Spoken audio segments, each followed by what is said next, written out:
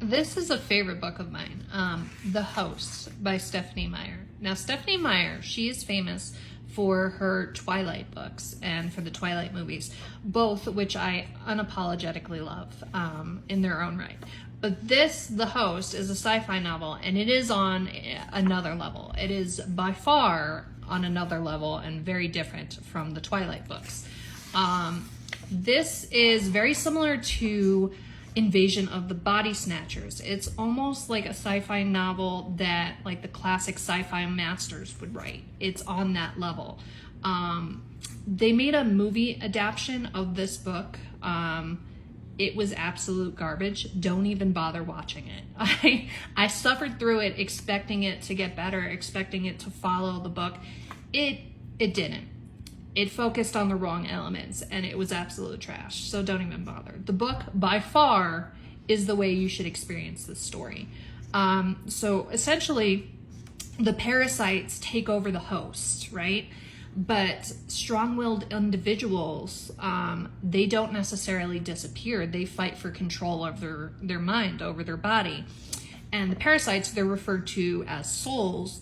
They start empathizing with strong-willed hosts, and the hosts start empathizing with the souls.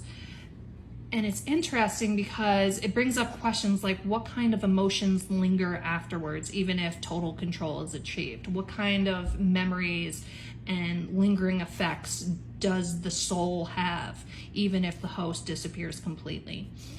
And what was really interesting about the book, what I really enjoyed, was the souls discuss the different planets that they've conquered previously. And the different alien beings that are way different than humankind and have different sensory experiences, and how humanity is very unique in the way it experiences emotions, in the way it experiences senses. All of this was so fascinating to me.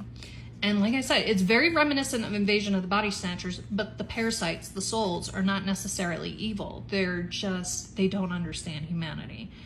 And I don't want to give away too much. I don't want to ruin it. But it's really, really good. If you like science fiction, if you like aliens, if you like first contact stories, if you just like thought-provoking questions in fiction, this novel is definitely worth a read through. Stephanie Meyer is going to, at some point, I think, write a sequel to this. I think this is the part of a series. It is standalone. There is an ending, and but at the ending, you can see that there is opportunity to expand a little bit more. There's romance in this, but very tastefully done. It's so good. And it's so underrated because everyone associates Stephanie Meyer with the Twilight series, which I enjoyed. But this is separate. This is definitely on a level above that. So if you haven't read it, if you haven't checked it out, don't let your prejudices ruin it for you. Seriously, give this a try because it's going to surprise you. And I think you're going to thank me. The Host by Stephanie Meyer.